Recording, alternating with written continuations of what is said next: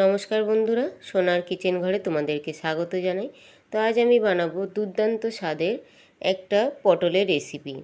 তো এই পটলের রেসিপি, পটল চিংড়ি তো অনেকে অনেক রকম খেয়েছে, আজ আমি চিংড়ি বাটা দিয়ে বানাবো পটল।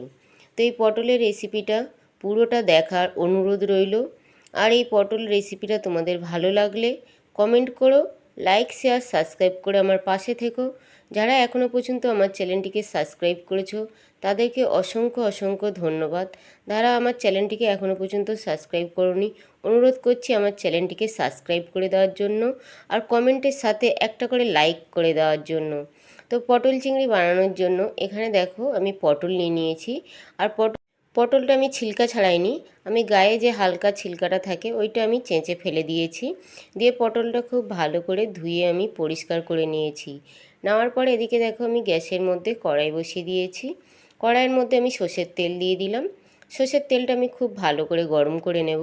নেওয়ার পরে ওই তেলের মধ্যে আমি পটলগুলো দিয়ে দেব। দিয়ে পটলটা আমি একটু ভেজে নেব।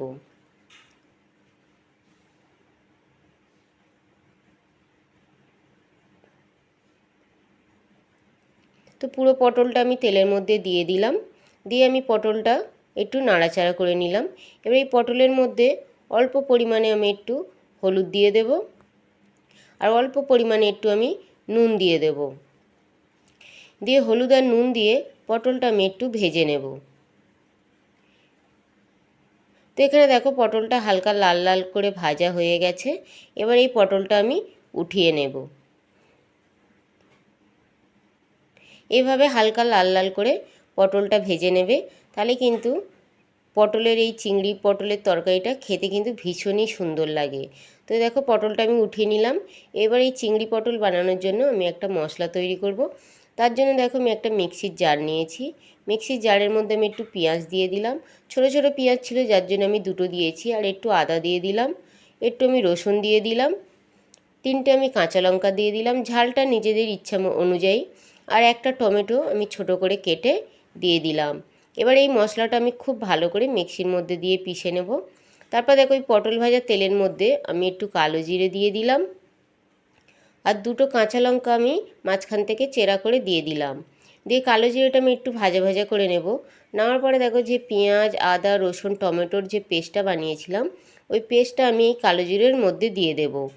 তো কালো জিরের মধ্যে ওই পেস্টটা দিয়ে খুব ভালো করে আমি মশলাটা কষিয়ে নেব, যাতে আদা রসুন পেঁয়াজের কাঁচা গন্ধটা যাতে না আসে, সেইভাবে খুব ভালো করে মশলাটা কষিয়ে নেব। তো মশলাটা যতক্ষণে কষানো হয়, এখানে দেখো আমি চিংড়ি মাছ নিয়েছি। চিংড়ি মাছটা খুব ভালো করে আমি পরিষ্কার করে নিয়েছি। নেওয়ার পরে এই মিক্সির মধ্যে দিয়ে চিংড়ি মাছটা আমি একটু পিষে নেব। তো এখানে দেখো মশলাটা কিন্তু কষানো হয়ে গেছে। এবার এই মশলার মধ্যে আমি একটু কাশ্মীরি লঙ্কার গুঁড়ো দিয়ে দিলাম, একটু হলুদ গুঁড়ো দিয়ে দিলাম, আর একটু ধনে গুঁড়ো আর একটু জিরে গুঁড়ো দিয়ে দিলাম। স্বাদ অনুযায়ী নুন দিয়ে দিলাম।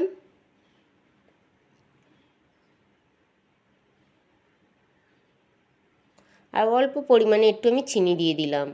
আর একটু জল দিয়ে এবারে মশলাটা আবারও একটু আমি খুব ভালো করে কষিয়ে নেব, যাতে হলুদের যে কাঁচা গন্ধটা আছে গন্ধটা যাতে না আসে। তো এখানে দেখো মশলাটা কিন্তু কষানো হয়ে গেছে। এবার ওই মশলার মধ্যে আমি যে চিংড়িটা পিষে রেখেছিলাম ওই পেষা চিংড়িটা আমি দিয়ে দিলাম। চিংড়িটা দিয়ে খুব ভালো করে মশলার সঙ্গে আমি চিংড়িটাও খুব ভালো করে কষিয়ে নেব, যাতে চিংড়িটা একটু ভাজা ভাজা হয়ে যায়। তো চিংড়িটা দিয়ে দেখো খুব ভালো করে মশলাটা কষিয়ে নিয়েছি। নেওয়ার পরে আমি যে পটলটা ভেজে রেখেছিলাম ওই ভাজা পটলটা আমি ওই চিংড়ি মাছ আর মশলার মধ্যে দিয়ে আমি একটু নাড়াচাড়া করে নিলাম। তো এখানে দেখো খুব ভালোভাবে পটলটার সঙ্গে মশলাটা ধরে গেছে। এবার এই পটলের মধ্যে আমি পরিমাণ মতন জল দিয়ে দেব।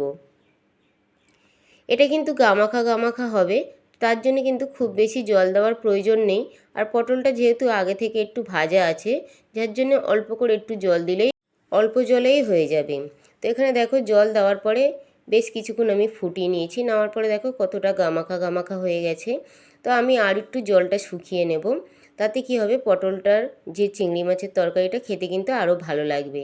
তো এখানে আমি দেখলাম পটলটা ভালোভাবে সিদ্ধ হয়ে গেছে কিনা। তো দেখলাম পটলটা খুব ভালোভাবে সিদ্ধ হয়ে গেছে। আর এখানে দেখো পুরো পটলের যে চিংড়ি মাছ দিয়ে তরকারিটা পুরো কিন্তু রেডি হয়ে গেছে। এবারে কিন্তু খেতে দেওয়ার জন্য পুরো রেডি। এই পটল চিংড়িটা কিন্তু ভাত রুটি সব কিছুর সঙ্গে কিন্তু ভীষণই ভালো লাগে। তো পটল চিংড়িটা পুরো রেডি হয়ে গেছে, এবার আমি নামিয়ে নেব।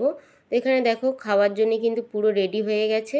এইভাবে তোমরাও বাড়িতে একবার বানিয়ে খেতে পারো, ভীষণ ভীষণ ভালো লাগে। রুটি গরম গরম ভাত সব কিছুর সঙ্গে কিন্তু এই পটলের এই চিংড়ি মাছ দিয়ে পেশা যে রেসিপিটা খেতে কিন্তু ভীষণ ভীষণ ভালো লাগে। চিংড়ি মাছ দিয়ে পটল তো আমরা তো অনেকে অনেক রকম করে বানিয়ে খাই, কিন্তু চিংড়ি মাছটা পিষে এইভাবে যদি পটলের রেসিপিটা বানানো যায় খেতে কিন্তু ভীষণ ভীষণ ভালো লাগে। তোমরাও একবার বাড়িতে এইভাবে বানিয়ে দেখো আমার মতন করে, দেখো কেমন লাগে পটল চিংড়িটা খেতে। আশা করি তোমাদের ভীষণ ভীষণ ভালো লাগবে।